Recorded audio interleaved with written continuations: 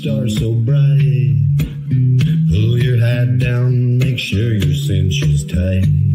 Horse is kinda snuffy, cold chill up your spine. You'll get your ass moving, son, we're burning daylight.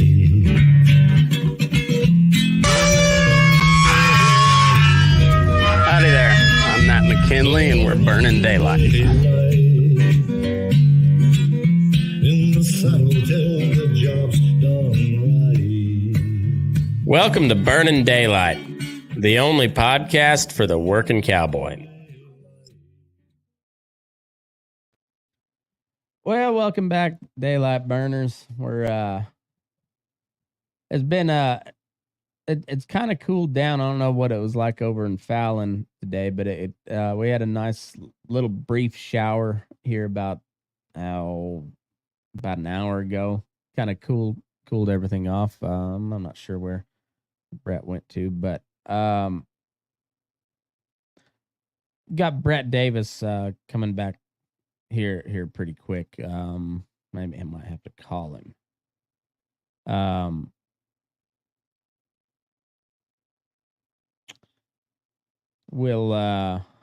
Anyhow, it was a nice day, and we will be back here shortly. Yeah, we got dropped somehow. Oh, yeah, it's all good. We're back now though. Okay, we're back. We're on the show. We're doing what we're doing. Yeah, we're all set. So I'm gonna. All right. Last thing I heard was you were talking about the weather and saying you didn't know what it was like in Fallon, but you guys had a brief shower over there. You're in Smith Valley, aren't you? Yeah.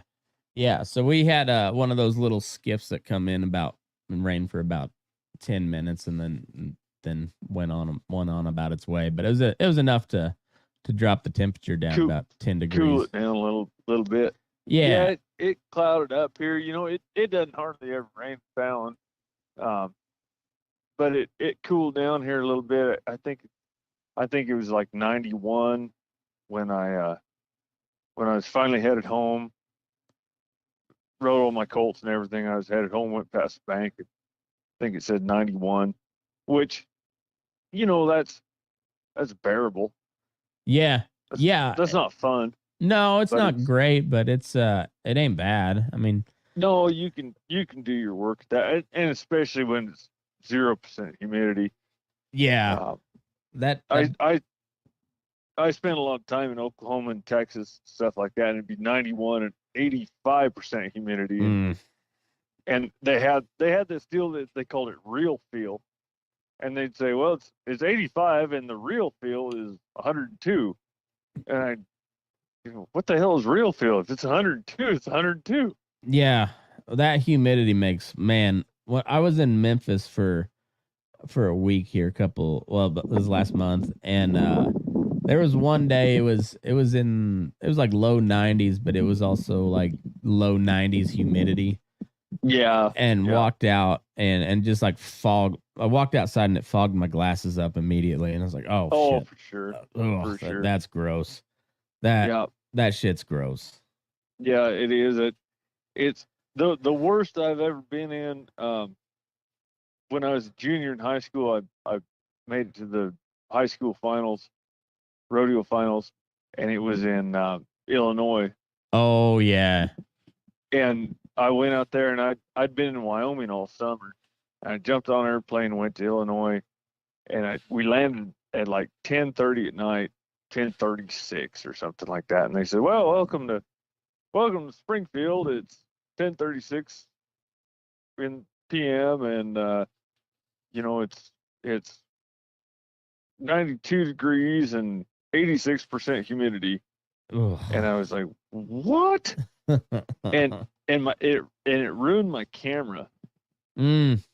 Wasn't like I didn't have really nice camera or anything. Like I just had like a Canon or something like that. It wasn't like a good camera, but I just brought a camera. Yeah. And that humidity just nuked my camera. Jeez, I remember we went to Charleston, South Carolina, and this was like early October, so it wasn't super hot, but that humidity I'd bought a brand new American Hat Company felt hat for my wedding, and Just melted on your head. yeah, it was. I mean, it wasn't even like a buckaroo hat because I'm from Southeast Colorado, so I tend to taco my hat a little bit. I don't get real extreme on the taco, but uh,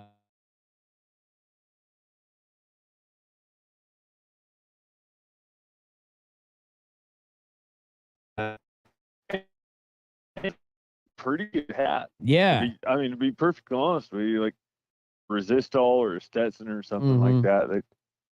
They're kind of a better. They're the last step before you go to a handmade. right, yeah. I mean, because like I said, that was my wedding hat.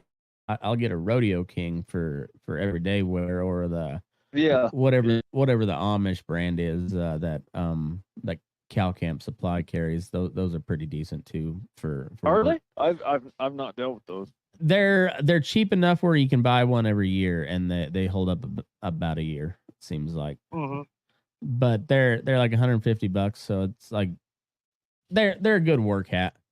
Just beat around. So I like Cal Camp Supply. I that's kind of where I order all my hats from until I can save up and get a custom one. I had one. I had one built.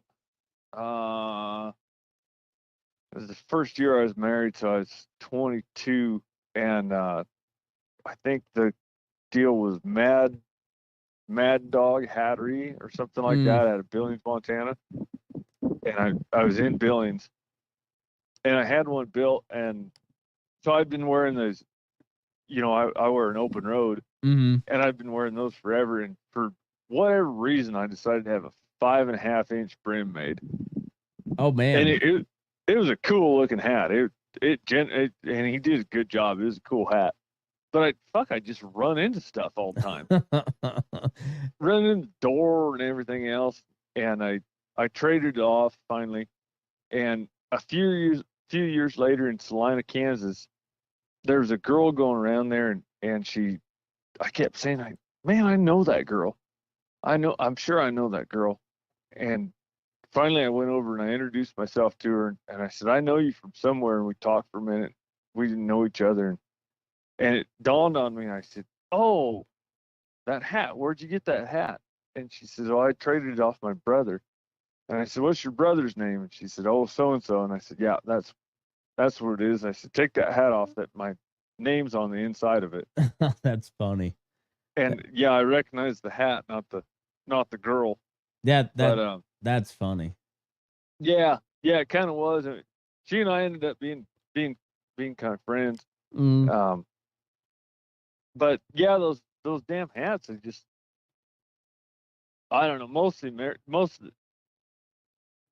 of these brands anymore, like you say, you get a year out of them. yeah. It's like uh, I I consider 6 months on a pair of store bought boots.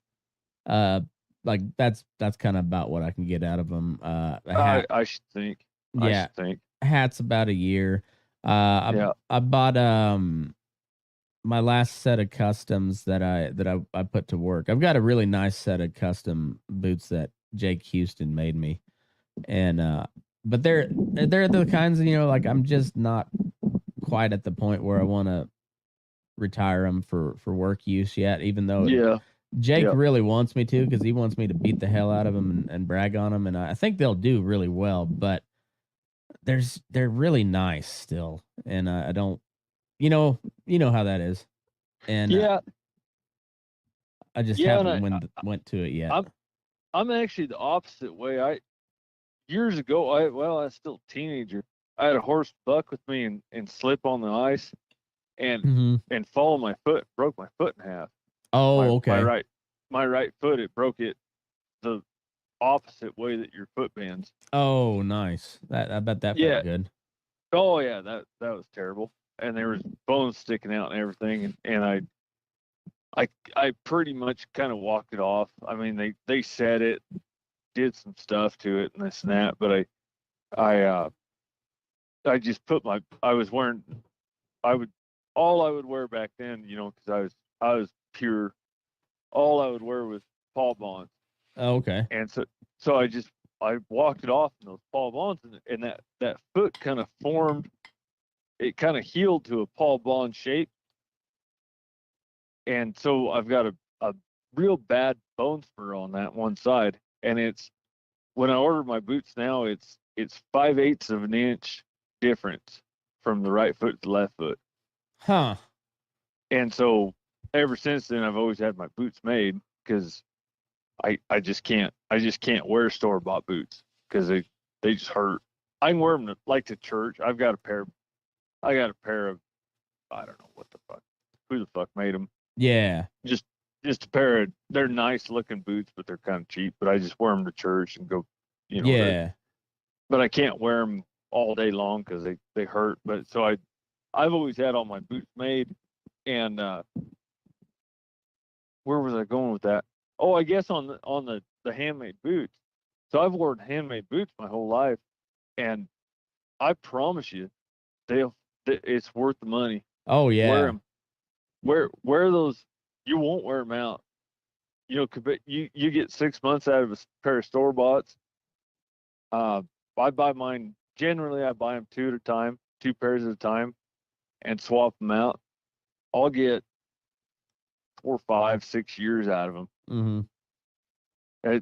It's worth the money. I mean, it's a heartache when you buy them because it's they're such an upfront $1,200 cost. a pair. Yeah. For the on the cheaper end, they're $1,200 a pair. But, yeah.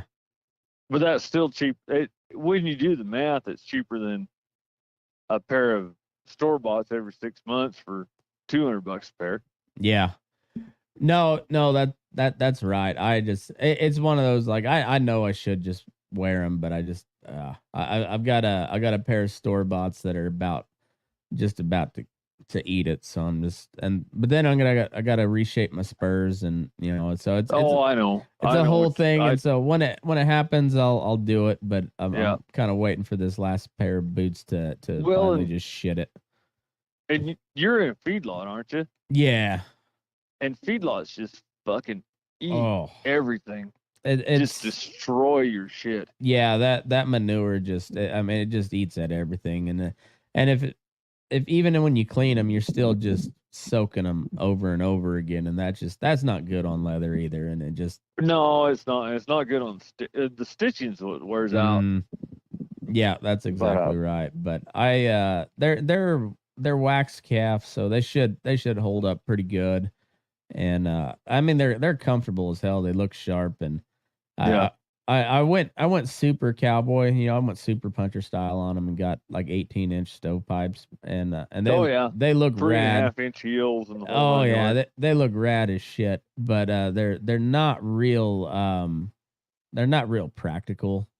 You can't walk in them. No, exactly. But they look cool as shit. God. So my friend Bino Kimball, he was telling me this, and this was a long time ago, because I don't know, Bino's in his 50s, but he had a pair made, and Bino's probably 6'6". Oh, little fella, huh? Yeah, little fella. And he was at Rosewell at Diamond A, and he had a pair made, and they had yellow tops and the whole 9 yards, and he had 22-inch tops on them. Oh, that's over the knee shit. Well, not for him. Oh, I guess for 6'6", yeah. For me, that's well over the knee. That's goddamn near up to my groin. Yeah. But for him that was right at the knee, and he had 22-inch yellow tops and wax French calf, and I think they were Paul-ons. I don't remember exactly, but so he shows up in the cookhouse, and he keeps crossing his legs. He's got his pants rolled up so everybody can see. And none of them old guys will say anything about him. And he just keeps kind of showing them off. None of them old guys will say anything about it. He's the youngest guy in the crew. And finally, he just says to one of them, he says, "Well, what do you think about my new boots?" And one of them old guys turns to him, he says, "Well, goddamn, you got to take them off, take a shit." Yep, you about have to. You Yeah. almost have to. Almost have to. and Yeah. and even so, like you can leave them on, but it's not comfortable taking a shit. No, 16-inch tops. I can get around them, but I'm not real happy about it. Yeah, they do look cool, and I mean they got their place, but yeah, I think I'm more like a 14-inch top anymore. Like that's about my because my ankles are bad too, so like lace ups aren't real practical when you're Right. riding all the Right. time. But that's kind of what I need. But I think that's about any cowboy, anyways. Like I don't like if your ankle ain't fucked up at least once. Have you actually rode horses? No, I think we're all crippled from at least the hoof to our knee. Mm-hmm. Yeah. And if you got any age on you at all, uh, there's a bunch of them kids bouncing around. They're 22 years old. But hell, my legs good. Well, mine are shot. Yeah, mine were pretty good until all of a sudden they just hurt, and then I was like, oh Yeah. shit.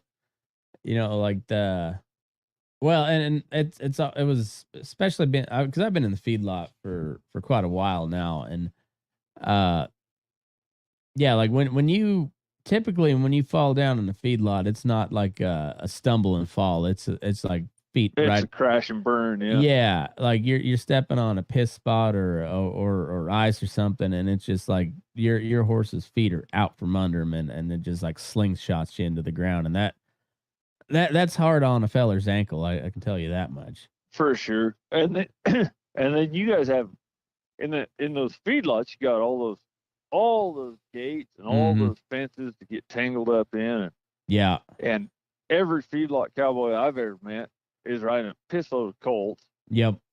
Yeah. It's a good place to ride colts on one hand. On the other hand, it's a fucking terrible place to ride colts. That's exactly right. It's and and it is not made for good gear. Like you're No, you just tear shit up. yeah, and like I don't know how to ride Romels because I didn't grow up in that part of the world, so I rode split reins, and then Team Ropers had the loop rein, but then I've been in the feedlot so long that I I I only ride split reins just because I've had shit get hung up on a gate rod too many times. Oh yeah. And Oh yeah, just like for sure. you want that shit to pull loose, and I'd rather have one rein and and somewhat of control when they finally back away, as opposed to just breaking loose, and then yeah it just A guy in I think where that was in southern Kansas was telling me the same thing about Romel reins, and he's like, "Yeah, you get in this brush and you get in these picker bushes and blah blah, and you don't want those Romel reins. You want split reins because he was riding a bridle horse with chains mm, and split reins, and I was like, what the fuck is that? And he was like, yeah, I know in this brush you don't. And I was like, man, I've been in fucking brush. I don't believe that. That's nonsense. And then fast forward about 12 years, and I got in some brush, and I got to Arizona mm, and went, holy shit, you do not want Romel reins in this country. yeah. Same deal. You just be flipping along there, and something would just grab your reins Mm, and just yaw your horse on one side. And that's brush. That's a whole lot. That's not even anywhere near the wreck as a gate. yeah. Yeah, because I mean the brush will eventually pop loose. So yeah, something's gonna give on brush, but Yeah, yeah, in a gate or something like that. Yeah, I wouldn't want them. Like you say, you can pitch one, still have one. yeah, and like I respect all the like I respect just about every style of horsemanship. Like I've said a while, it's like It's like the old gangster, game recognizes game, and a hand recognizes a hand, and I don't care what discipline a horse you are, like you can tell when somebody can handle a horse, like they just Yeah. the way they carry themselves. I can But handle a cow. yeah, yeah, exactly. And I don't know. It's a good stage of being a cowboy when you realize you don't have to buy all the cool or all the shit that everybody else has, when you can get by with your own, and like when you can handle something like that. Yep. That's a good. It's like a good, I guess, mark in life. Like a good stepping stone. You're like, all right, that gives you, you're confident where you can go get a job done, and then but I don't know. There's always those guys that like they cannot let go of like their style of horsemanship or cowboying or Yeah. whatever. And I don't know. I just me and Zach Sargent, we were trying to put this debate series that I wanted to get going, and I wanted to do the classic, just Buckaroo versus Cowpuncher, and then it all fell apart because everybody that I'd want to argue on, regardless of what side of the argument, they it ended up being, it would, that conversation or that whole debate would end up being just like, well, this is why I do it, but I could see why somebody else would do it this Yeah. way, and Yeah. it wouldn't be a good debate. No, it well, and there's really not a debate to be had, because, and this is my point of view, just because I've traveled so much and just gone coast to coast and ocean to ocean and kind of fucking been all over. I get somewhere and they do shit different, and I was like, fuck, that's not how we do it where I'm from. And then I'd watch them do it and go, oh, well, that makes a lot of sense. Yeah. It, like the first time I went to Oklahoma, and we were just roping a bunch of scour calves. Mm-hmm. And those guys were, it looked like they were all dally guys on rubber, which was kind of against my religion. Yeah. And I was young, but then we got out there and they shortened their ropes, put chain link on there, and they tied off at like, I don't know, 15, 18 feet. Mm-hmm. And I was like, what the fuck are you guys doing? Well, shit, we go to just massacre chasing around roping calves. And it was like, well, that makes way more sense. I'm on 70 feet of rope trying Yeah. trying to doctor this calf. These guys are on 15 or 18 feet. And I went, oh, okay. I understand this. Now, now I get it. Yeah. And then I went to West Texas, and everybody tied off. And then I went to South America, and we tied off to our cinch, and I was like, oh, I don't know about this tying off to our cinch bullshit. But it makes sense. In every country, you go to a different piece of ground, different kind of cowboy and different kind of cows, different kind of way of doing things, and you go, oh, just do as the Romans do. Yeah. Well, so were you down in Argentina? Yeah. Okay. So I was talking with Jake Zilke the other day, the Lost Cowboy guy that wrote that book. And I don't know him, I guess. He anyway, he wrote a book, and he'd cowboyed down there in Argentina. And then when I was at Cactus in Kansas, there for the last like 3 years I was there, my manager was from Argentina, and he was telling us about roping down there, and then you see those Argentine saddles, and there's no horn, there's not really much of a seat. It's kind of almost a it's kind of like a glorified bareback rigging. Yeah. And so how does that work? Rope and tied off to the cinch there, because I imagine you'd have to cinch that sucker down pretty tight. Well, and that's what you think, but the way that deal, since the way those deals work, there's not a solid tree, Mm-hmm. and so it's a leather made, and it's kind of form fitting, but it's stuffed with horsehair, and so kind of a form fitting leather made tree. And so you put your pad on, and then you put that on, and you cinch it down on its own, Yeah. and then you put the sheepskin over top of that for you, Mm-hmm. and then there's a separate cinch on that. And so you've got two cinches, and you're basically cinched, like a like a 5/8 or 3/4 or something like that. Yeah. And then you're tied off to your rigging. And so as far as slipping or whatever, I I never had any problem with it, or ever saw anybody have any problem with it as far as that slipping around, because you'd rope something, but it was with the riata, so you didn't just pitch it. Yeah. You'd slow down and let those coils come out of your hand, and there was a lot of choking involved before anything came real tight. Ah, I see. Okay. And so, yeah, nothing ever came, like, it wasn't Texas style where everything just came hard and fast and just.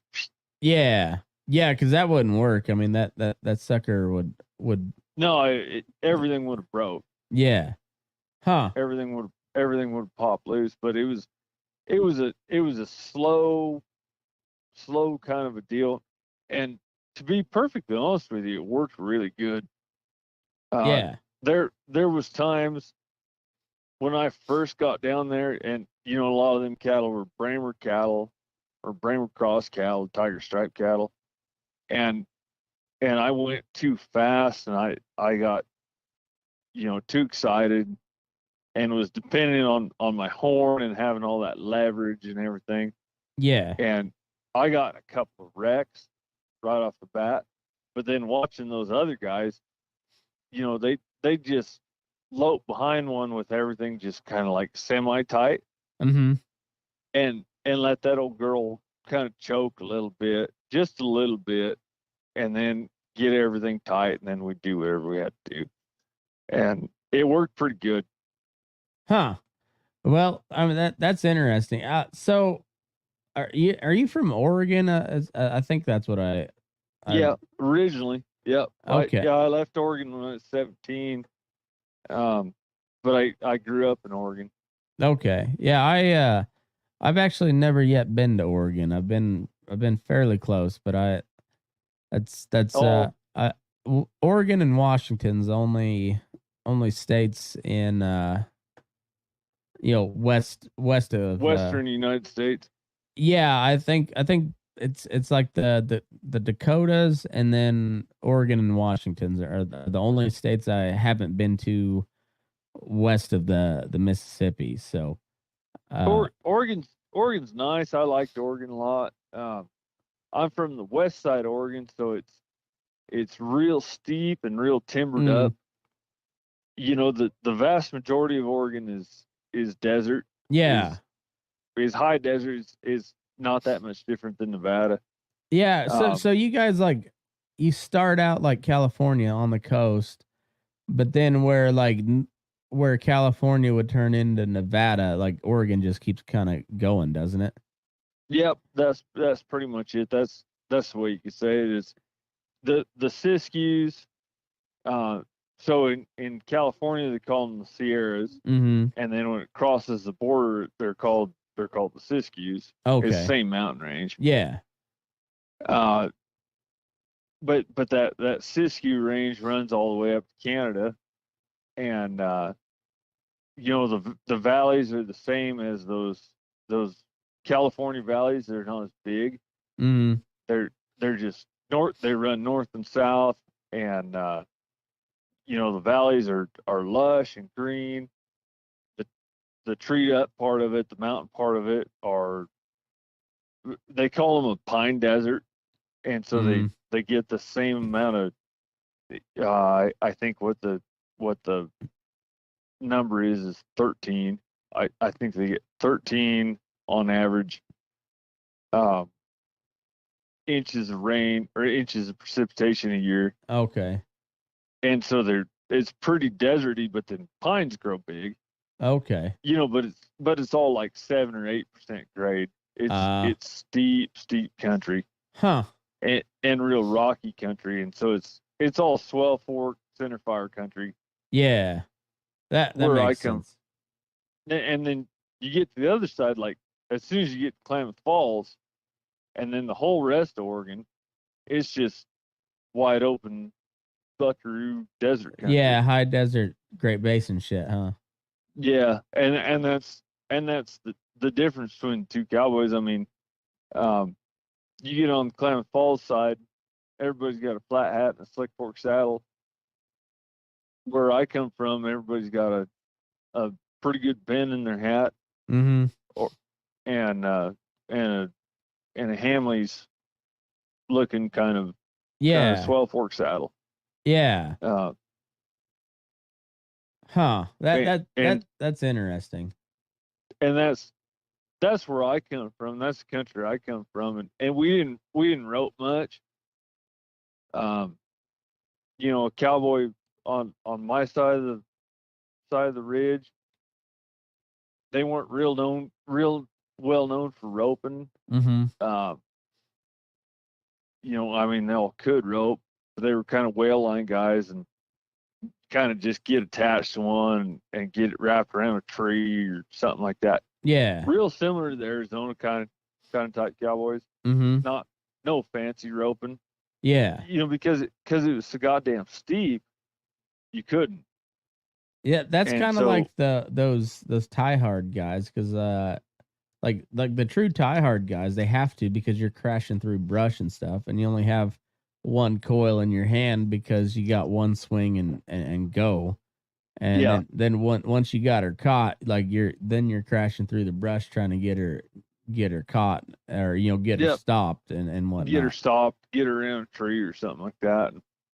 And it was kind of the same way with me, and because I was in that so it's just above the Oklahoma Panhandle, right on the border with Southwest Kansas, just above Texas Panhandle, and so it was a lot of wheat pasture type stuff. So it was the same thing, a lot of tied hard, but it was just good. But everything's parceled off in quarter section because it's homestead country, Yeah.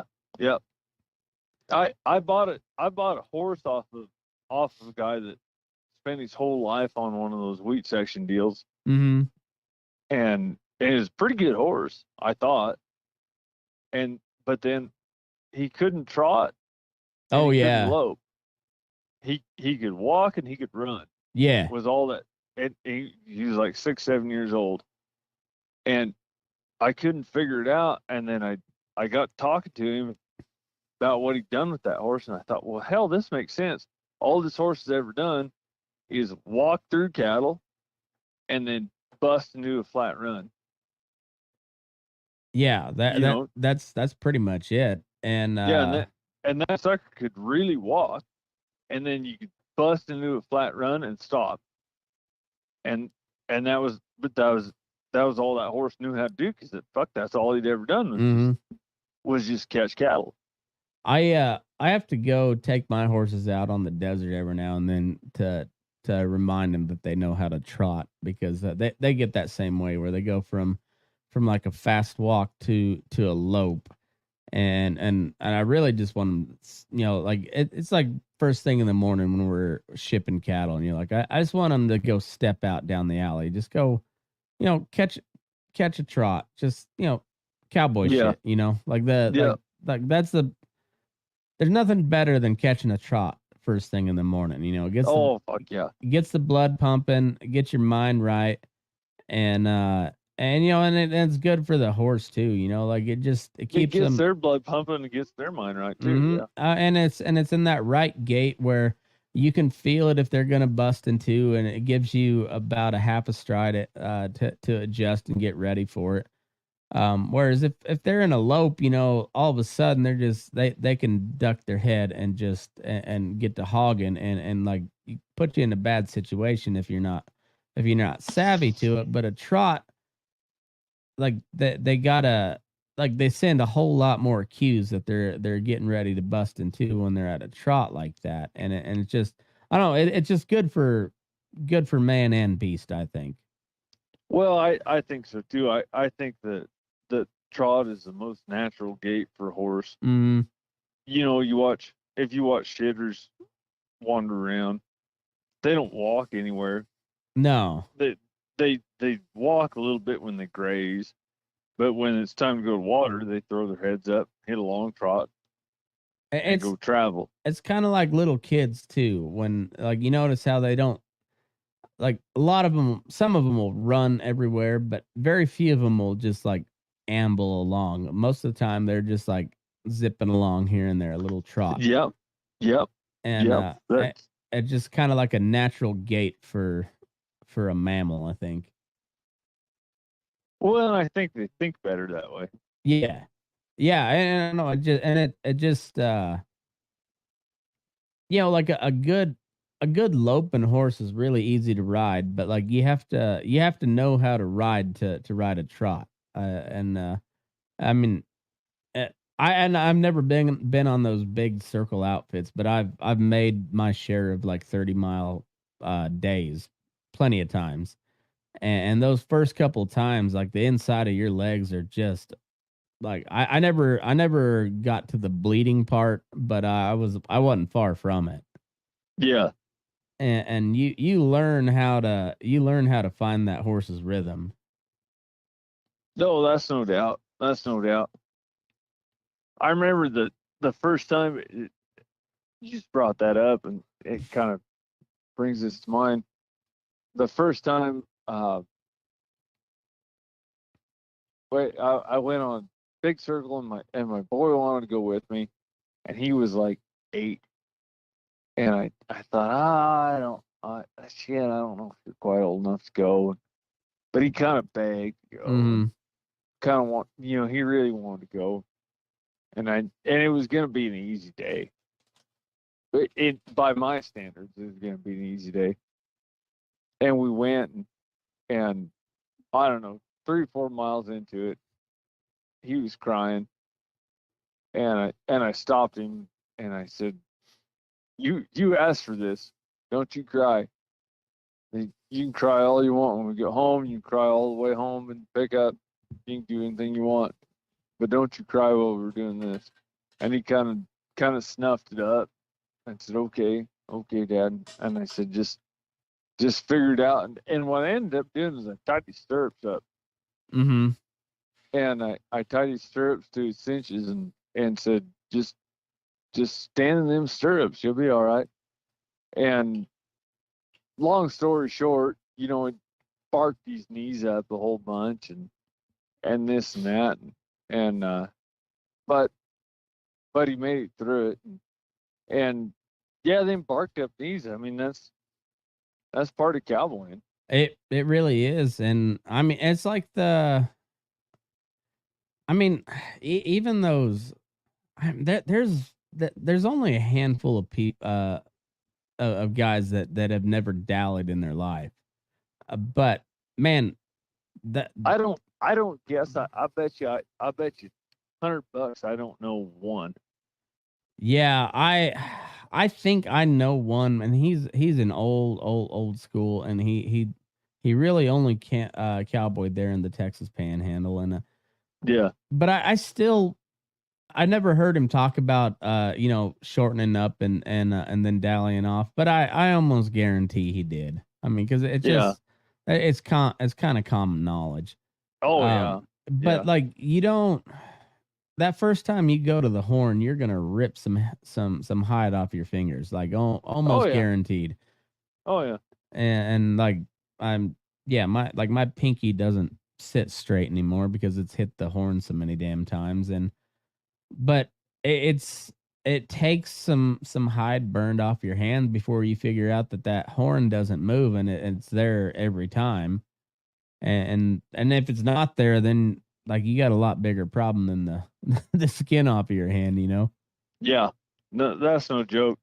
Wait, my brother, when he was first married, he married a girl from Australia. Mm-hmm. And when he first married, and this he probably didn't go about it exactly right, but I kind of support the way he did it. His deal was she couldn't wear a glove until she could brand calves without burning her hand. Okay. And so she burned her hand and burned her hand and burned her hand and burnt her hand. And he said, no, you don't get to wear a glove. And I don't wear a glove. I know some guys do, but I don't. I just burn my hand. It depends on the iron. Some of those irons run pretty damn hot, but Yeah, but yeah, he wouldn't let her wear a glove until she figured out how to get through branding without burning her hand. And the truth is, and they're divorced now and so on and so forth, but she fucking figured it out. yeah. It hurt her bad enough that she figured out how to not do it. And that's one thing I've never done. Yeah. You know, I still burn my hand. It's yeah, like I said, there's certain irons that I can, and of course being in the feedlot, that kind of takes you away from your traditional branding pins. I've branded.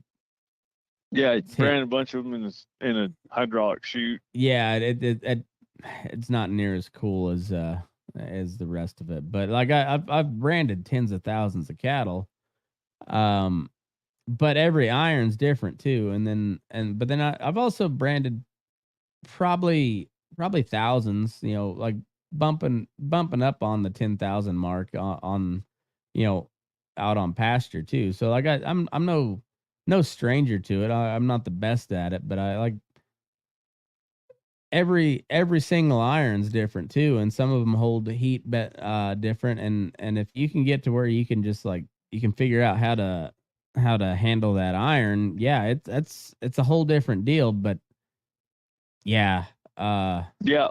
Well, and some of them horses, some horses don't. They're not bothered by any of the entire deal.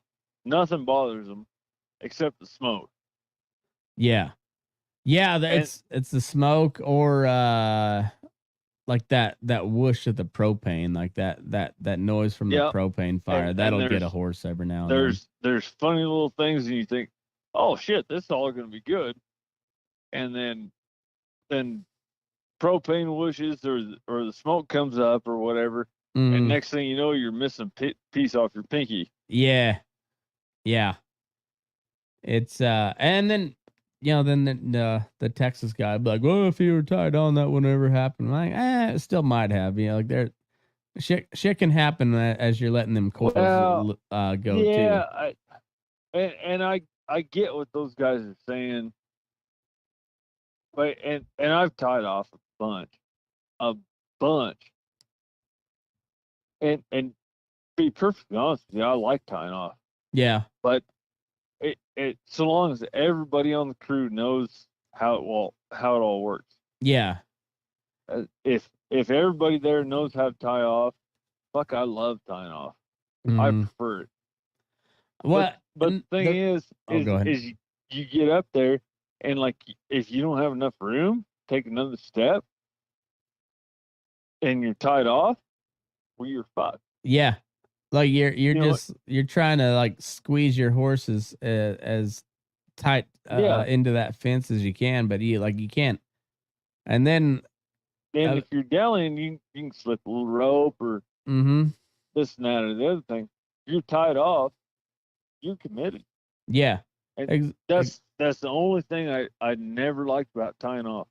I loved tying off when I was, I used to rope a lot of horses. I used to catch a lot of Mustangs, and so tying off, I loved it because if I caught it, I wanted it. Yeah, and no matter how bad the wreck was, like shit, I'd just get off. Yeah, you guys go figure that wreck out yourself. And then like roping wild steers and stuff like that. I like tying off, but branding calves, and especially nowadays, Brandon's when there's 16 kids and 2 wives Mhm. and 4 guys drinking beer. Yeah. Man, I want to be able to get away. That's it's not even me. It's I don't want to get in the middle of all that. Yeah. I want to be able to just pop my dallies and get away. Yeah. No, And that's 100% right. Eh, somebody might get kicked, and I'll yell, "Good God, here it comes!" Yeah. But that's why I don't like tying off the branding pen, Yeah. at least anymore. Well, and like I got to give a good shout out to he's probably my best friend in the world, old Clint Mundell. He's his daddy is one of the better cattlemen I ever met in my life. But we grew up from like 5th grade up together, graduated together. Still, like he's still, and he took over his dad's place. But that's where I cut my teeth. Brandon season. It was like we went to the Mundell Ranch, and I started by like the first couple times I didn't even go trot out with the guys. I just helped build the fire because Yeah. we did a cedar post fire because it was quieter, and I learned how to build the fire correctly, how to spread the coals so that everything got heated up evenly and nothing got too hot. You learned how to listen to the pop of the wood to know when to put more on, and then you got to go wrestle calves, and then from there you maybe get you get to give vaccines, which usually is kind of it used to be almost like an like that's what you did the women or the kids to do, but Yeah. then ranchers started figuring out, like, oh, those shots are pretty goddamn expensive too, so like Yeah. we Yeah. better have somebody responsible. And so then it was like the women had to step up, or one of the other guys would have to step off his horse and run the shots. And then but like it only took a couple of years, it seemed like, before that, like, nobody looked down on the guy giving shots. Like like when I started, it was like looked down on a guy for giving shots, or like a guy coming up. Yeah. But then, yeah, when it was when those fellas realized how much the money that those shots cost, they they put somebody handy in charge of that shit.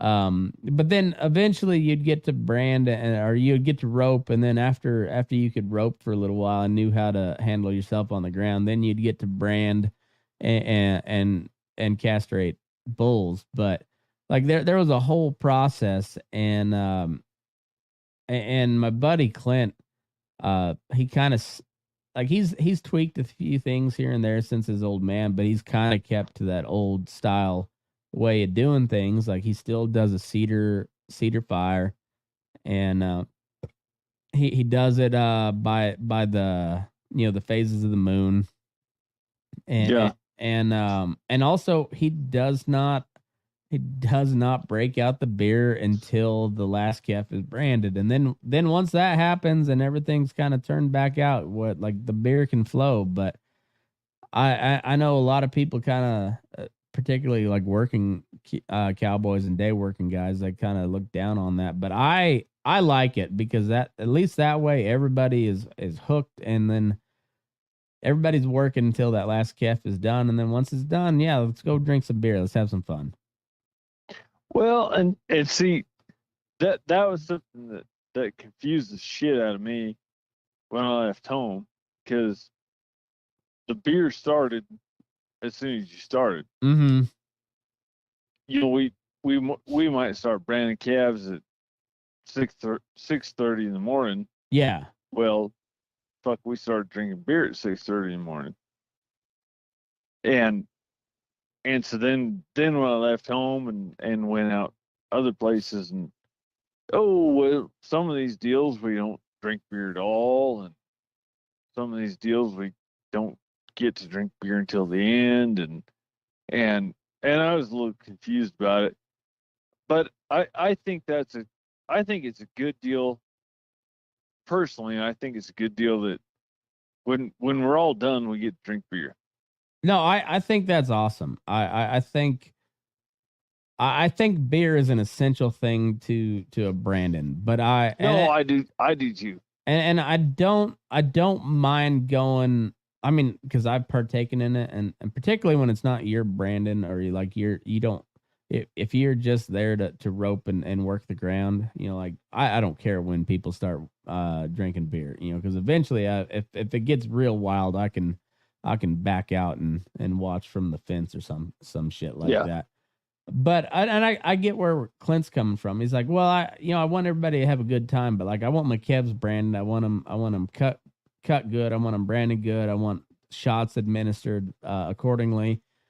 But also I want people coming back. So like it just, and I think he's even kind of fudged the rules a little bit. So it's like when you're down to like the last, 10, 15 Kevs, then the beer comes around, but it's still sparingly because we still got 15 Kevs. And you know how like those last handful of Kevs, they can take fucking forever. Oh, they're a fucking bitch. Yeah. And it seems to work out better. Like when you can when you can wait till it's all done, let's get the work done. I have no problem with drinking on the job, but like on something like that, like it just seems to work a lot better. Like let's get everything marked, let's everything cut, and then let's get drunk, Well, and so I'll tell you my experience in Arizona, where that was the first time that I'd ever been around where there wasn't beer at Brandon's. Mm-hmm. I was used to like you had Brandon's at normal times and blah blah blah. In Arizona, we brand every day. Yeah. Because we didn't ever pull the bulls, and we were just, oh well, here's a handful, mm-hmm. and we just brand, and so it was all the time. So there was no beer involved, which wasn't a big deal, other than the fact that like there was nothing, there was no hurrah at the end of it. If you branded 25 head of calves and there was no cold beer at the end of it, like, well, shit. Whoops. Gosh. We did some more work.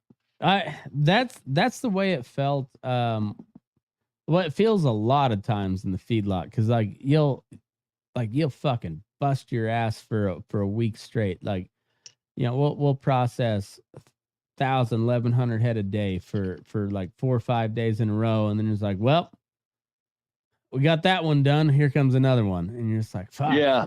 And you're just, it's just like, I don't know. It's like the bigger the outfit you work for, whether it be cattle or size, it's just like you're just like, we're almost there. But it's just it's another day. You never get done. You don't ever get done. You just get tired. Right. So like, I can't remember if I had talked to you about this before, but I worked for cactus feeders when we were doing the confined cow calf deal, and we at one point we had 7,000 head of mama cows, all in the feedlot. It was originally about I think the permit was for 40,000 head of feeder cattle, and then this all started in 2012, I think. Kind of the tail end of that huge drought. Yeah. In the Midwest. Yeah. And so I went from just strictly feeding, I think we were getting our bottom in the cattle was 700 pound steers that we were getting, and then feeding them out to like where we got we got a whole bunch. 1150 or something like that. Yeah, and then all of a sudden we got a whole bunch of like fucking range cattle that we're trying to calve here in the feedlot, and What a fucked up mess. yeah, and we went from like 600 head to at one point I think it was about 7,000, and oh shit. yeah, I pulled a lot of fucking calves. It was kind of a shit show, but it was I was looking up advice from everywhere around the world on how the best way what the fuck do I do here? Best way to calve cattle, and then like and it eventually got me fired because like my ultimate analysis of the whole deal is like, this doesn't work. Like we bust our ass and we do everything like we possibly can do. Like I had a pretty good crew of cowboys, and we still couldn't get below 10% death loss on a calf crop. Oh shit. And you're just like, and that's just doing everything we fucking could. And then they wanted to like throw some Holsteins on top of us to start for another feedlot. And you're just try this too. Yeah, and you're just like, well, which one are we wanting to do? Like, well, both. And we're like, well, we kind of need people for both. We can't do it all at the same time. And what a fucking conglomerate. And so that's, I may be going totally off topic of what you're talking about. Well, go ahead. That is the fucking that's the ranching industry right there. Mm-hmm. And that's what cowboys have to deal with, is we've got ranchers, and 99% of them have actually ranched, cowboyed, like 12 days of their life, and then they went to college or whatever, and they inherited the ranch, bought the ranch, did whatever. However they own this deal, mm-hmm. and they're like, well, dollars and cents is this, and this, and you're like, no, but it doesn't fucking work that way. Right. You're just like the people on the ground that actually have to do it. They're just like, well, right. It just doesn't work. It just, well, that's it. I see what you're saying. I see exactly what you're saying, but it doesn't quite work that way. We got to do this and this, and so you're dealing with some it's a never ending deal of dealing with some college educated fucking prick. Yep. And you're like, well, what the fuck? No, it doesn't. That doesn't work. We can't throw another 700 Holsteins in this deal, and we're barely fucking making it work the way it is. Right. And so and just on and on and on nonsense. Like that's the tribulation of being a cowboy nowadays, is you got to talk to fucking college educated pricks. Mm-hmm. And you got to go, no, it's not going to work that way. And they're like, well, no, on paper. And you're like, yeah. Well, and so then you gotta try to convince them why a horse is better than a four-wheeler, because on paper the four-wheeler looks better every time. Oh shit, yeah. Fucking four-wheeler is way better. Yeah. Except I can't do my job. Yeah, exactly. But except when it comes to the practical part of it. It makes sense until it comes down to actually do a job, and you're like, well, fuck. That your guy broke his ankle because he had to jump off a four-wheeler because he couldn't turn fast enough, where a horse could have stopped and rolled back and put that cow back on the right path where you wanted to. And a good cowboy could have done that 10 times out of 10, whereas, like, honestly, like, it's about a 50-50 chance if if Pedro or and that's not trying to be degrading to the Hispanic population, but it's typically the Hispanic population that's running that four-wheeler. So Yeah. it's Pedro or Jose that's going to break their ankle or blow out their knee or whatever. And yeah, and so like, and at the end of it, that big company, they're, when it comes to their employees, they're worried about liability, and so they'll take all these steps to cut out the cowboy, which has accidents on pretty regular occasion, but yet instead they'll hire and these dum-dums, and I'm not saying they're not unintelligent, they just don't know a fucking thing. Yep. And put them on a four-wheeler because on paper that looks better, and then they end up paying that guy's medical bills for 4 years because he bailed off a four-wheeler and busted up his leg. No doubt. And a cowboy is, he's a dumb motherfucker. Mm-hmm. Just period. Yeah, it comes with the territory. It comes with territory. But he's gonna tell you what the hell's going on, and he's gonna tell you why things aren't working if you ask him. Yep. And there's, I will say one thing about a cowboy is the hard thing is getting him to say anything. But he's gonna say it if you perch on him. And then you can get something out of it, and you can figure out something. A good manager can figure out something out of a cowboy. Yep. A good manager can't figure out something out of Juan. And like you said, nothing against our cousins south.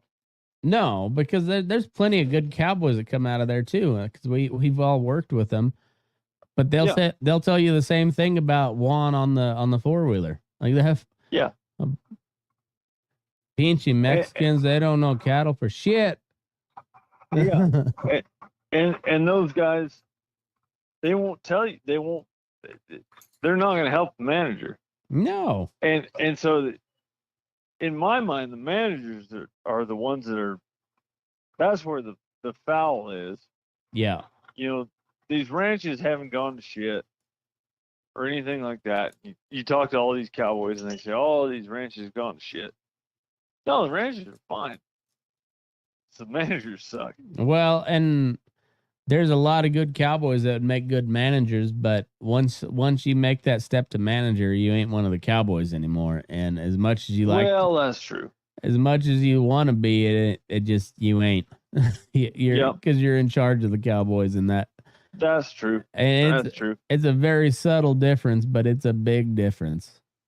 And I think in the manager's defense, I think it's a pretty hard. I think there's a whole bunch of guys that have all the right intentions. Yeah. And just don't realize that you can't be. Well, and also the working guys don't make it easier too. They're a bunch. They can be some real fucking cocksuckers about it too. So I've been on both sides of that deal where it's like I get where that guy's trying to go, and then I've also I've been tried, because I got asked or got moved up the line and got put in charge, and I'm gonna try to treat us all right, and then you're immediately find out how cutthroat people can be, and you're I'm trying to be on your side, motherfucker, but you immediately stab me in the back. And I think I don't know much about feedlots, but I know about big outfits. I know that a manager's job on a big outfit is mostly to take care of the wives. Yeah. To make sure she has everything she wants and needs and this and that and so on and so forth. And, because if she's happy, he'll be happy and he'll stay. And what I think is a whole bunch of these managers don't realize that you don't need to take care of me. You need to take care of my wife. Yeah. Whatever she needs, I don't know what she needs. Well, You know, because your average cowboy will just keep doing the job, but when the wife says it's time to go, and I It's- say, okay, yeah, it's Yeah. time to go because yeah, I mean like we're dumb you're cowboys. pissed off because there's cockroaches in the house or whatever the fuck the deal is, spiders or Yeah. this or that or the other thing. You know, and that's what it comes down to with these managers is the water's hard or there's scorpions in the house or whatever the fucking deal is. Easy shit to deal with. Yep. Well, don't come to me. I don't care. I'm never there. If I'm Yep. a good cowboy, I'm never there. I'm not working for you. Yep. You know, it You was you ever read anything on Huey Long? He was kind of like a populist presidential candidate back during the Depression. No, it he was- doesn't ring a bell. He was from Louisiana, and he was kind of a socialist, kind of a populist.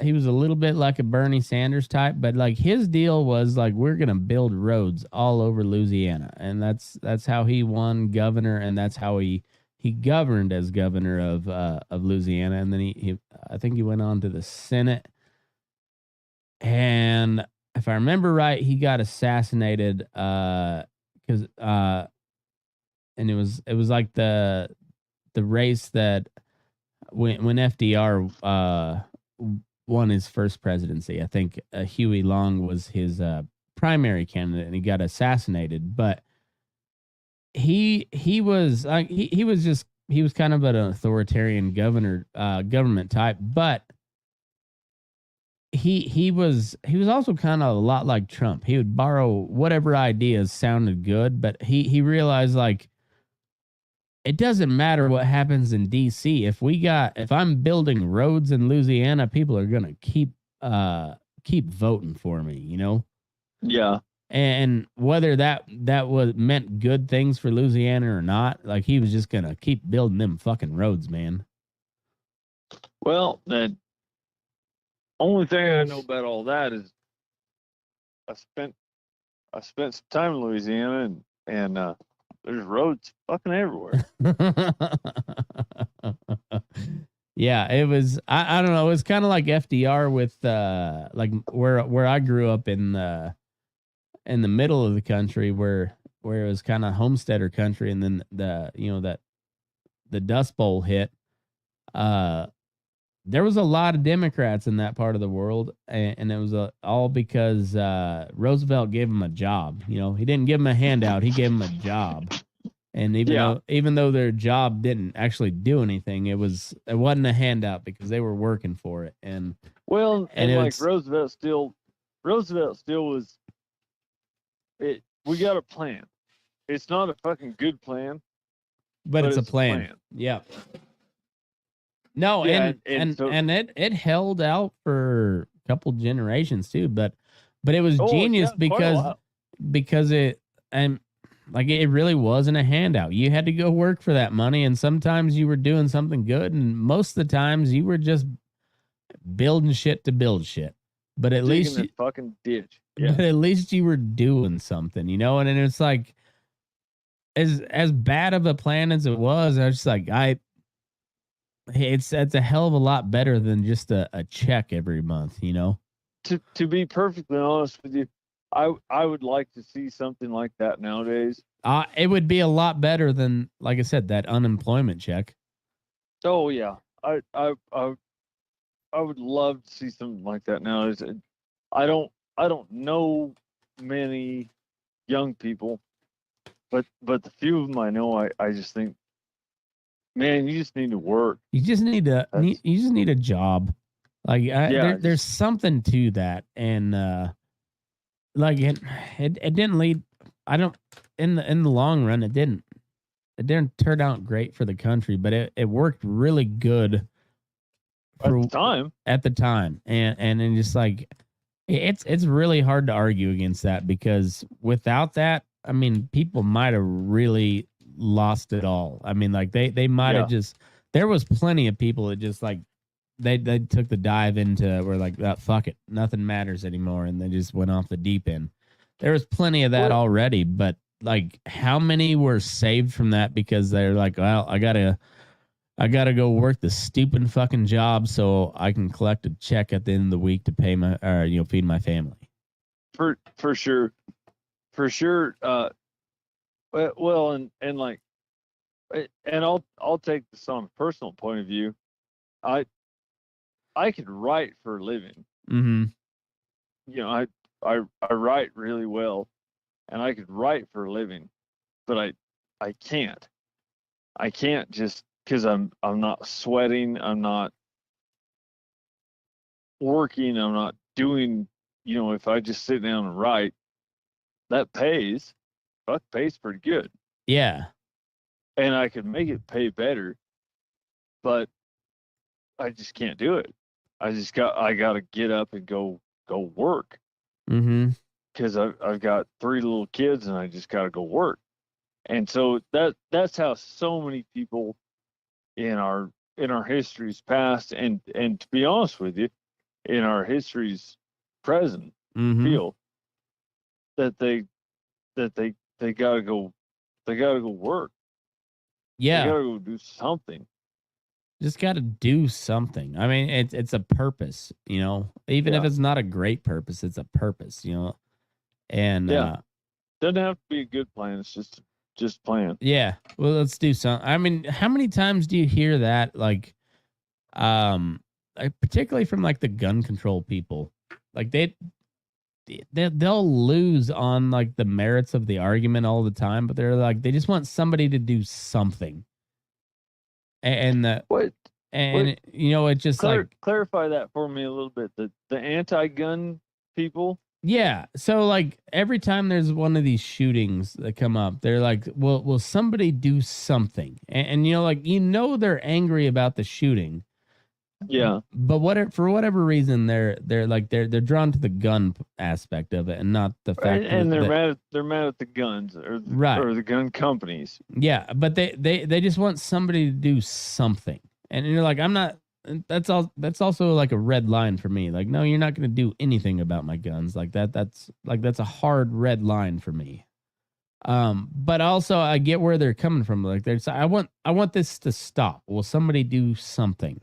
And they point to the guns, and I know they're pointing at the wrong.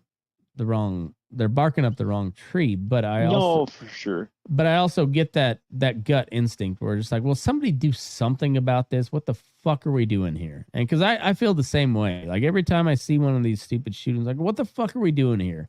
How do we stop that? You know? I agree with you there. I agree with you 100% there because like you know, we have one of these shootings, and of course you and I are educated people, and so we know that there's actually not more of them than there ever was. No, they get hyped up. They get hyped up by the media. Gun violence because there's more guns, right? But in the there's also more people. In the history of the world, there's not more mass killings than there ever was. No. And so somebody shows up at a mall and kills a bunch of people. Well, fuck, I hate that. I hate everything about that. Yeah. And so they say, well, let's do something about it. And like you say, well, no, not, banning guns is the last fucking good idea anybody had. Well, what is a good idea? Well, shit.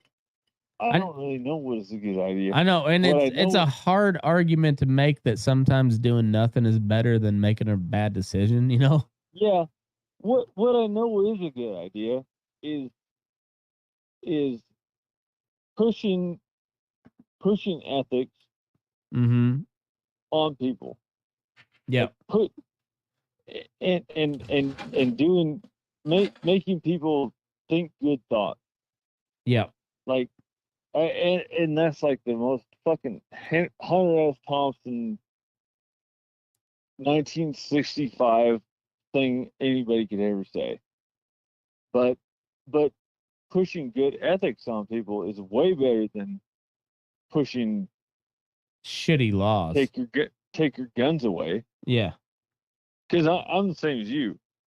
They're not going to get my guns. No, it just ain't happening. And like that's the thing. All these gun people, like I say, like the people that are not in charge, but like the people that are advocating gun control that don't have any position of power. Like what you don't realize is like when you push these laws through, somebody has to go get the guns at some point because there's going to be a whole bunch of people that ain't going to give them up.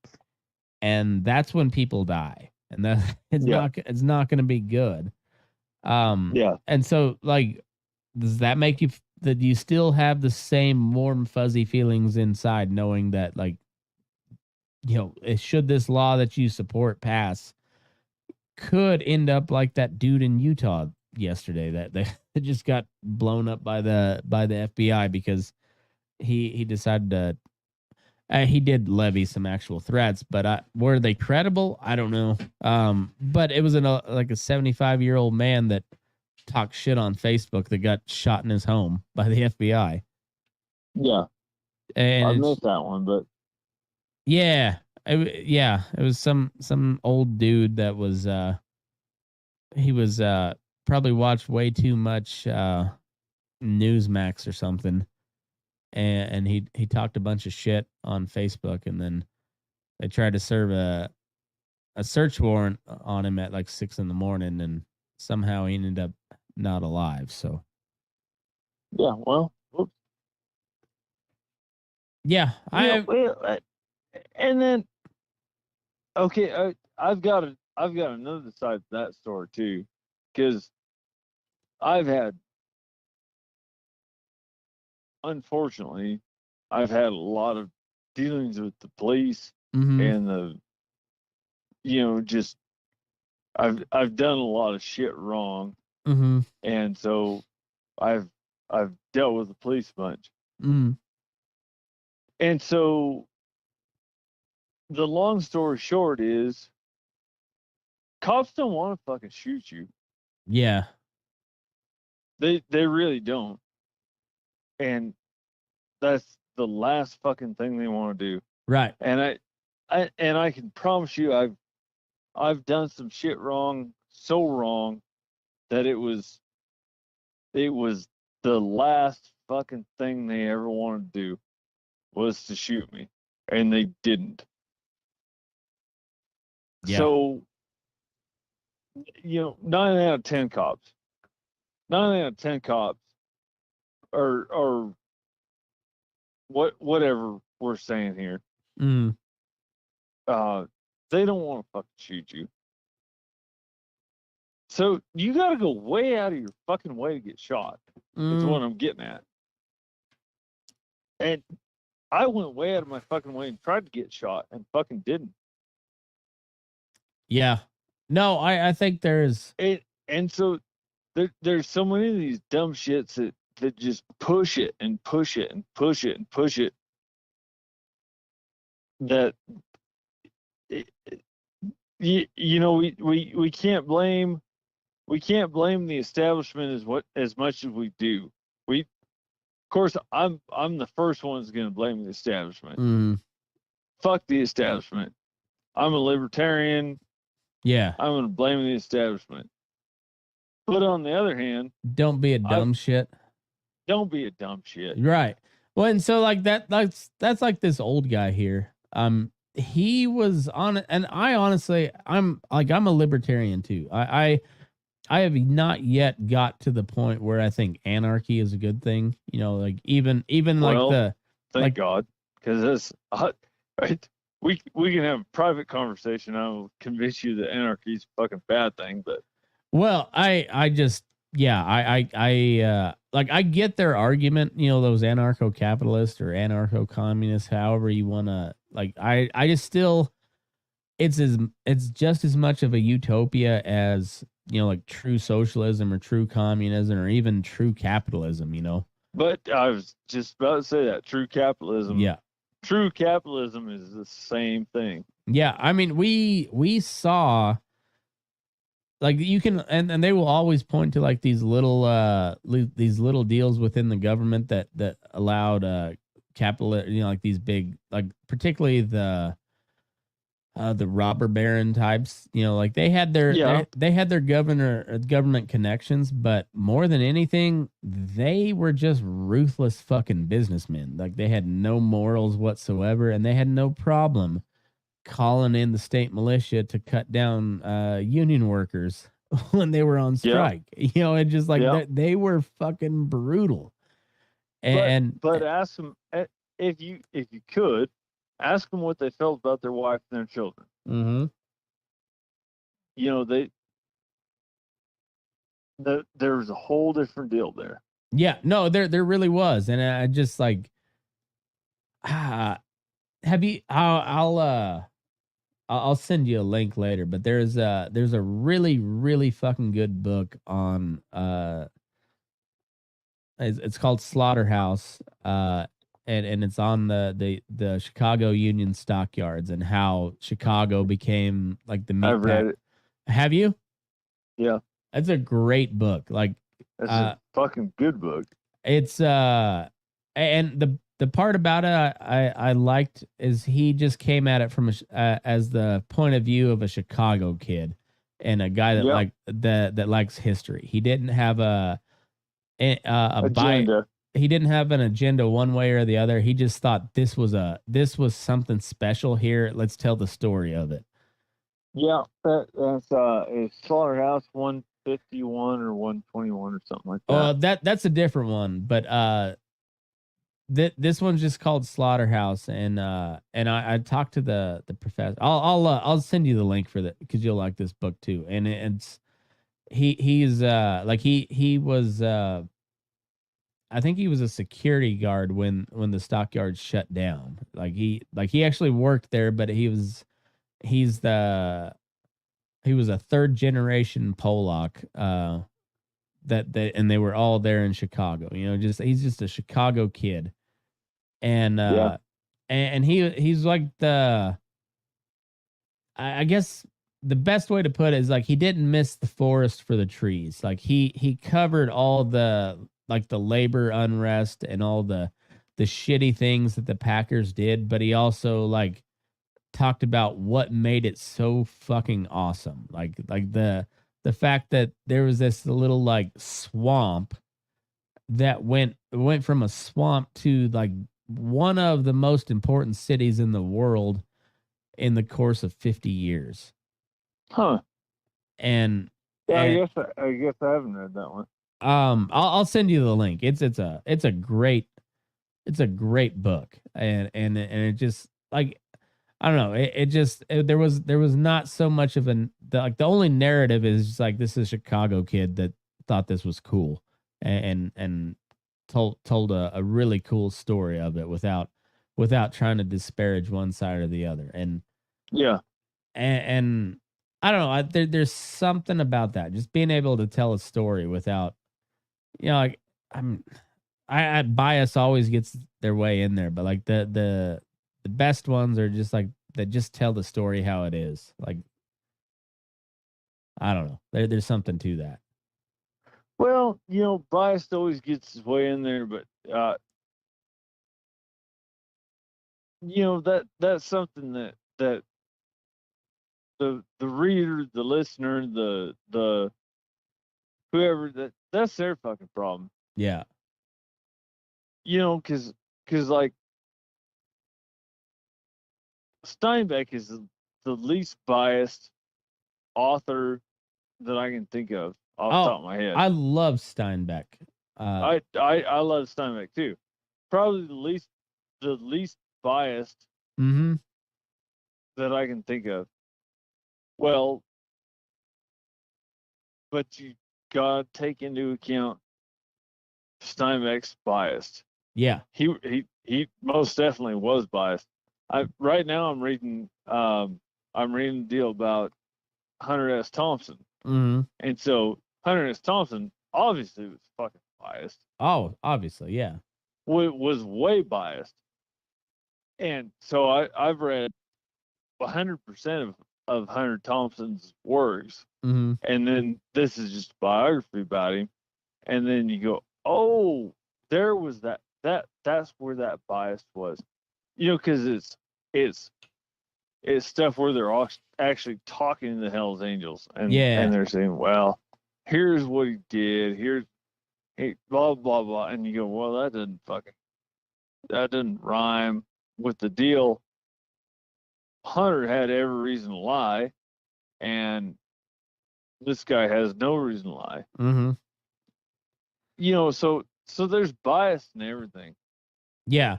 Well, and even with Dominic Pasiga, like he has a clear bias, which he thinks that the Union Stockyards was something phenomenal throughout history, which I happen to agree with him.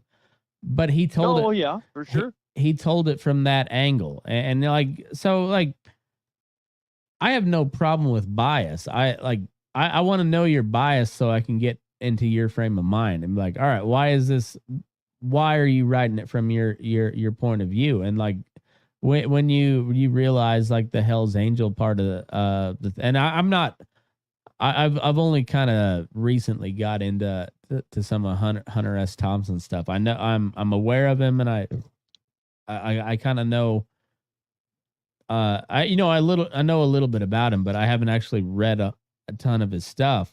But yeah, it's when you can see like where that bias is coming from, but then it puts everything into context, and that's what. And then you're like, oh shit, this piece is even better than I thought when I look at it from that angle. Yeah. And so like, like the say like in the meat packing industry, the Jungle by Upton Sinclair is widely known as a propaganda piece, but also it's widely 100% propaganda. But I don't buy a single fucking thing out of the Jungle.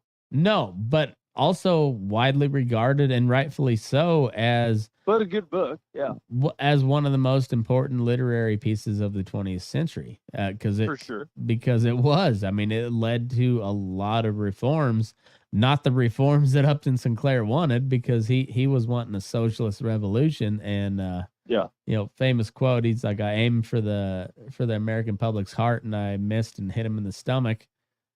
And then that led to a whole bunch of reforms within the meatpacking industry. But most of that book was bullshit, but it was effective. Well, yeah, exactly. Well, and so, and I'm with you. I think we're on the same page here. That what Upton Sinclair wrote and what he did, I think that benefited both you and I. Mm-hmm. I think we're appreciative for that. Yeah. But it was horseshit. Right. All of it. Right. And I guess there's kind of like a grain of truth within everything. So like, well, of course there's some truth. When it comes down to the rats and the this and the that. But eventually, of course it was true. Essentially what he did was took that grain of truth and made it into like a whole kernel of corn, every single one. And so like everything that he told, there was a grain of truth if you looked back far enough. But the story that he told was so far from what actually had happened that you're like, seems like a stretch that you're connecting that. And it's kind of like modern corporate media nowadays, but you're just like, what, Matt, you're so fun to talk to, because I don't get to talk to very many people that are as well read or as well educated and understand things like you. I do these fucking podcasts all the time, and they're like, well, what do you talk about riding colts? You and I are talking about Upton Sinclair, and that's so much more fun. Me too. Well, What a cool fucking thing. I thank you. I appreciate that because I really enjoy this conversation too, and I really I know I come off sometimes as kind of sucking Joe Rogan's dick, but I really think that guy is one of the best at just having a good conversation. Mm. And I've learned a lot from that. If you go suck somebody's dick, may as well be Joe Rogan. I know he gets 11 million viewers, so if I get to suck his dick on video, like a lot of people will see it and it'll be fine.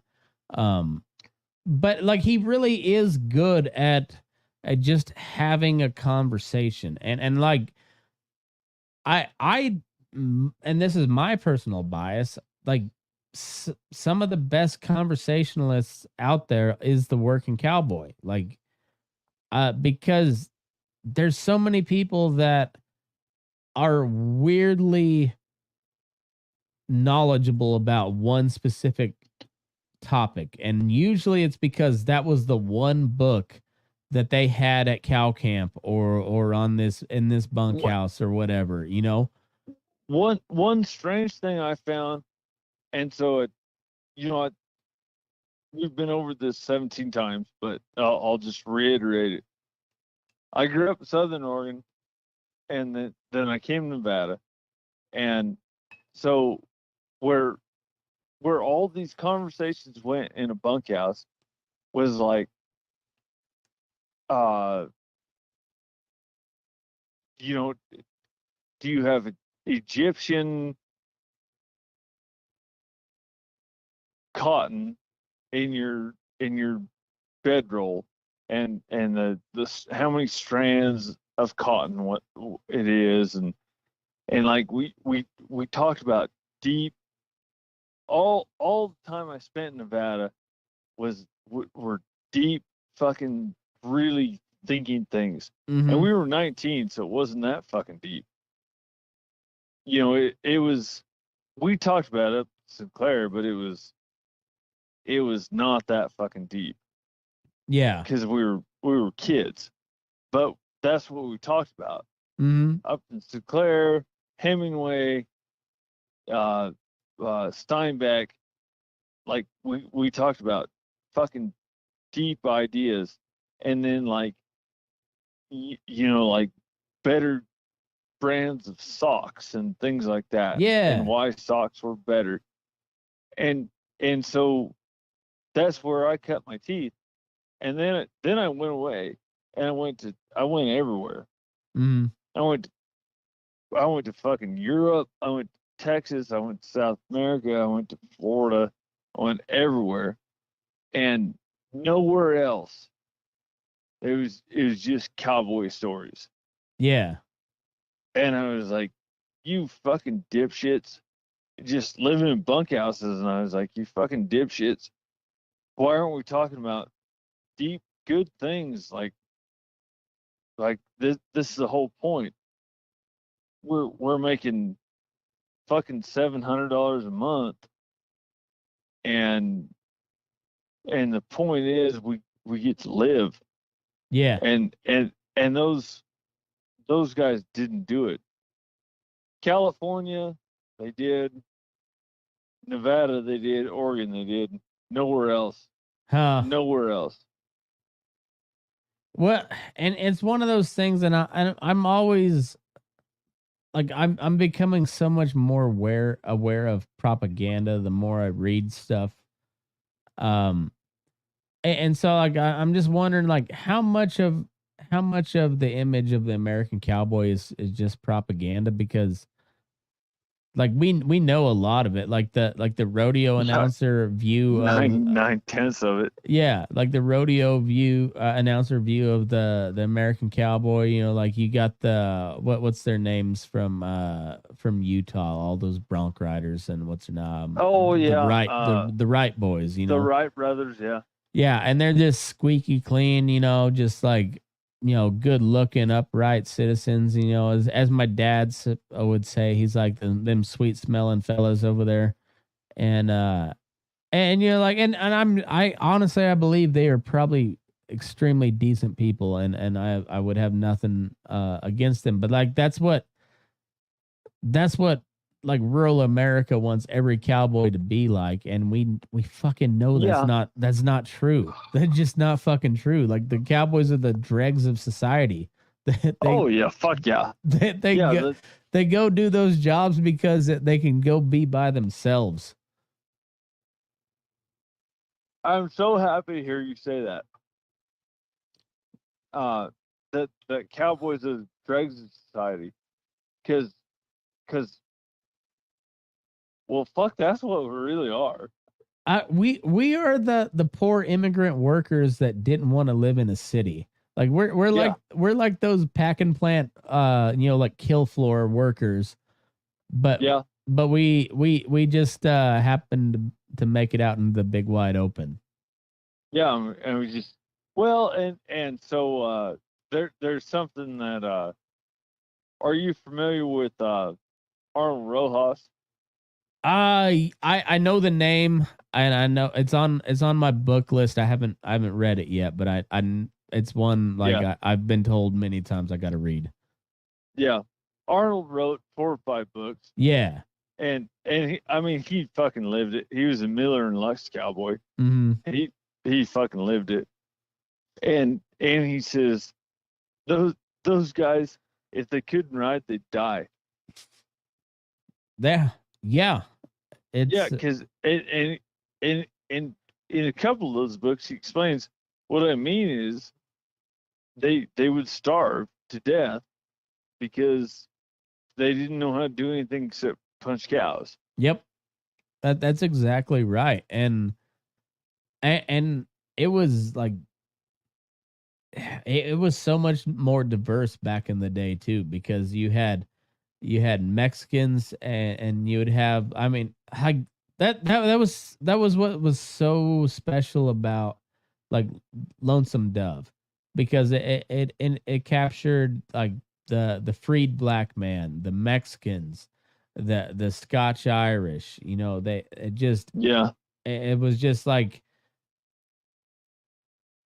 I mean, there was literally like Dish Boggett, uh if he couldn't punch cows, he didn't know what to do, because once he got his paycheck, he went to the whorehouse and blew it all on one good night, and then he had to go work for 6 months just so he could do it all again. Yeah. And like, Really. if that's not the dregs of society, I don't know what is. And but it was, yeah, and I don't know, that was Well, say that again. If that's not the what? the dregs of society, is where like you just have to go, like you're just going from whatever to whatever, and it's just like a cycle of life, like that Well, all like poor people kind of fall into. I see what you're saying, but look at it this way: if that's not the purity of society, No, too, and oh, okay, so let me if clarify. that's not the beauty of society, if that's not the best of us, if that's not the the best way we can go. Okay, so let me clarify, because, well, if that's not the dregs of society, I don't know what is. But if that's not just the story of America, I also don't know what else is, because it, like, when the white settlers s- landed here, it was a beautiful untouched land, or for the most part untouched land, but people with decent technology and other people that knew how to work it, and it's just been a constant story of poor people making something fucking awesome. And but it's always been like, it's And America's. maybe not even awesome, just something fucking good enough. Yeah, or just something, like they made something out of nothing. Yeah. And like that's just kind of the story of America, but it's always the dregs of society that did it. It's I mean, it was, if you want to go like go super woke, and the folks that say that like it was America was built on slavery. It kind of was, but we're not the slaves. We're not the slaves, the dregs of society. I mean, they definitely were, and they essentially, you know, that they created the economy for the southern half of the country for quite a while. And I don't know, it's always like America has and always will be, I think, kind of a rags to riches story. And so it takes like those dregs of society, the poor people that are, but the strong ones and the ones that just want to make something, they always do. Well, yeah, yeah, I'm kind of buying what you're selling a little bit. I mean, What am I missing? well, what I'm what I'm hearing here is that trade society, et cetera, et cetera, et cetera. Um, but you also have to have something nobody else got. Mm-hmm. You know, just being a fucking shitbag doesn't help very much. No, no. And so,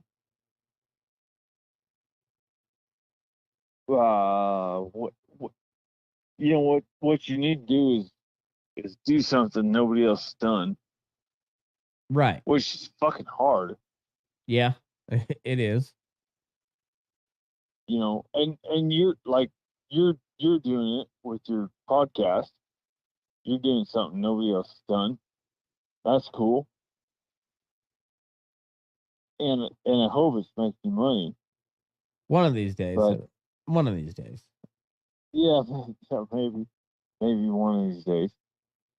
But you know what? I want to see. What I want to see is somebody coming up at the dregs of society that you're talking about, Mm-hmm. that we're all born from. We're all eventually, if you shift back long enough, we're all from dregs society. Oh yeah. Like, I want to see somebody fucking rise up and do fucking something. Do something. Yeah. No, I agree, and I think that like that's a kind of the story of America, because we all kind of even the really rich people that landed here, whenever, like the wealthiest among them all, they had to fucking build something. Like it Yeah. didn't matter what the fuck you were in England, if you couldn't survive from day to day here, like it didn't matter a bit. And it's like, yeah, there's been poor people throughout the history of man, but there's, for whatever reason, in America in particular, there's been a whole lot more of people that started with nothing that then made something really cool. So Yeah, I'm not sure why that is. yeah. And that's something particularly cool about America. But you know, look at Elon Musk. Mm-hmm. He started with nothing more than you and I've got, Yeah. and made a fucking big deal out of himself. Well, I don't know. Looks like it might work, Mm-hmm. but he made a fucking big deal out of himself. Yeah. Well, geez, I've I've never I've never taken that step. So I got a ton of respect for that guy. Oh yeah, he brought me some really, really, really good internet to pretty rural Nevada. And Oh, there you go. but also he's kind of he's kind of a pretentious douchebag. It's like I really respect what he's done. He's I think he's done a lot of good for mankind. He's also kind of a douche. Yeah, and I could give a shit less about mankind, to be honest with you. Mm-hmm. I care about me, and I care about my family, Mm-hmm. and I just don't give a shit about mankind. And so, well, maybe that's my fuck up. Maybe that's why Elon Musk is what he is, and I'm what I am. Maybe. I don't know. I I don't know. I just I know where I grew up, where I came from, and I know the people that, like, most of the people I think the most of are people that I've known for a long time. And I know them personally. I've known them for a long time, and I I feel a certain kinship with anybody in kind of rural Western America. Like, I feel like that's my tribe. I don't care what what race or religion, ethnicity, whatever. Like, if you're from kind of, the Mississippi River to the Sierras, somewhere in that and rural America, in that part of rural America, like, that's kind of who I identify with, regardless of what your skin color is. Okay. So and then what? I don't know. I don't know, because the problem with that is, most of those type of people are like me and you. We're like, I'm gonna take care of me and my family first, and kind of piss on everybody else. But also, at what point do you have to branch out and see? That's where, like, I can't ever be completely anarchy, because if you're like, a true anarchist is gonna most likely end up like Randy Weaver at Ruby Ridge, and so at some point you got to have a common defense, and I don't know, man. The world has got a lot weirder to me here in the last 4 or 5 years than I can ever imagine. Well, I'd like to think that you already, just because you're doing a podcast and reaching out and talking to people, so therefore you're more open-minded, Mm-hmm. and this is maybe how you're feeding your family. But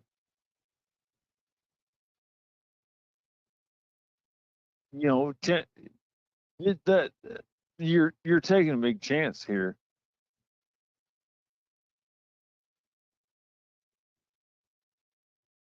Yeah, maybe. Maybe. I don't know. I always fall back on, like, I'm pretty sure I can still go get hired on at a cowboy outfit somewhere if I really had to. Like, if I had to. Oh yeah, well yeah, fuck. Yeah, Well, I ain't worried about, like, I'd like to make some money off this thing. Like, truth be told, I'd love to do this full time and then cowboy on the side. Um because my body's gonna break down at some point. It already has. We can't all be Boots O'Neill and yeah. break your leg at 99 and be back a horseback in a month and a half. Like, that's fucking retarded. Like, that just doesn't happen, except for Boots. But I just, like, I don't know. I was talking to Dave Stamey the other day, and I'm not trying to name drop, but like he was talking about how like his passion for this part of the world because it's underserved and underheard, and he's doing his part to put our name out there because there's a lot of us out there, but there's a lot of miles in between us too, you know? Like whereas, you know, we don't live on top of each other. There's still a lot of working cowboys out there. Um Yeah. and but yeah, there's a lot of space in between us, and I it's hard. I don't know. It's I think Dave's doing like I think his heart's in the right place where he says he's just trying to tell our story, and I agree with him too. But also I'm of the point where or of the opinion where like the the rural American West has relied on somebody else to tell their story for so long that they don't even know how to tell a story, you know? And and and and it's a shame because we have the best fucking stories on earth. I mean, like any old cowboy that'll tell you about a night in Elko or something. Like they've got some great fucking stories to tell, but somehow we've abandoned that part of things to you know like prop up this image of the American cowboy that ain't even true. Yeah. Well, okay. I see where you're going with it. And I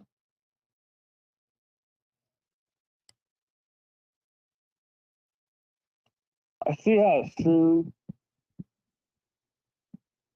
I see how the bystander can't see the difference between cowboy and cowboy. Mhm. But what I don't see is that I don't I don't see David Stanley's idea that there's not enough, that we're not pushing it, we're not putting it out there, we're not like, you know, I guess from David Stanley's point of view, David Stanley was never a fucking cowboy.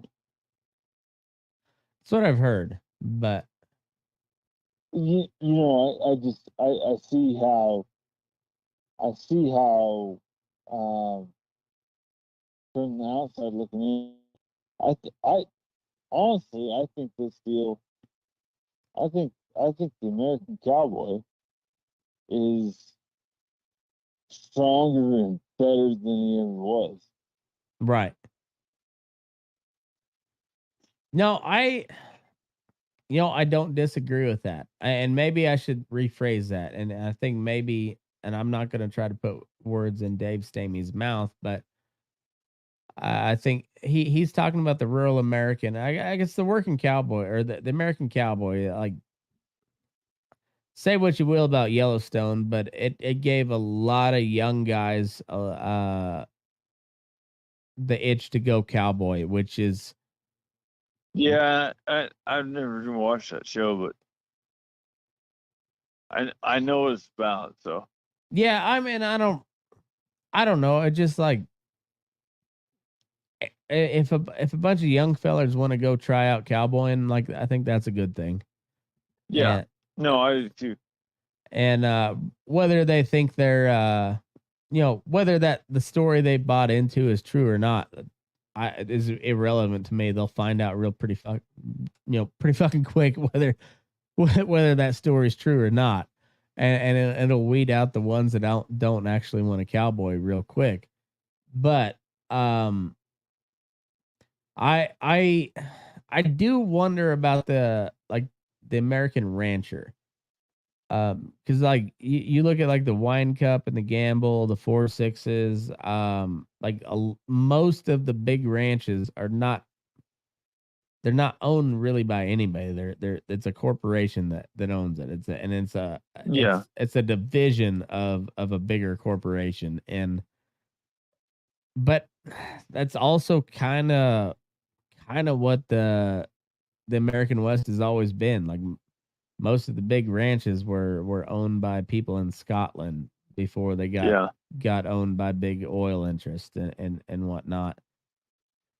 So like that, like the American, like the family ranchers, I don't even know if that's a real thing. Like it's been around, but like there's only been a handful of like family ranchers that made like big deals of their ranch, and that those most of them were ruthless as fuck.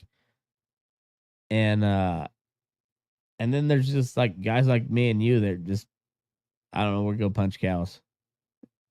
You know, Yeah. it's like, I don't know, like all that whole deal is like, I don't even know where we fit into this world, but I like punching cows. Well, guess what I know is that you need end steel in 14 seconds.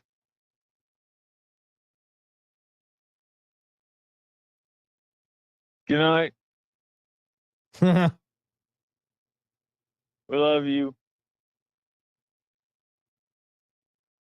So on and so forth. Yeah.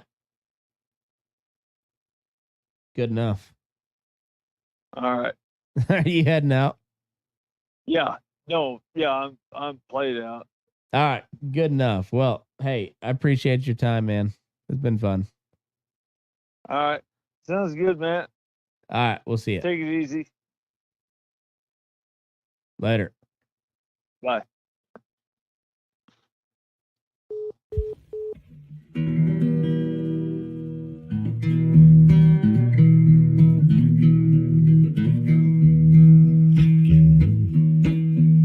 Your eyes up in the morning, beneath the stars so bright.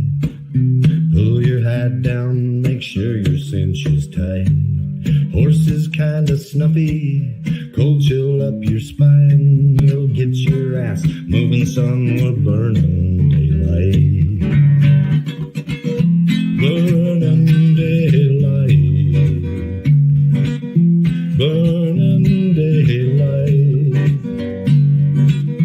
In the saddle till the job's done right. Burning daylight. Well, life is just a gather, and you won't catch 'em all. But when you ride through the gate, make sure you sit up tall. I can see the horizon, it's looking pretty bright. Well, get your ass moving, son, we're burning daylight.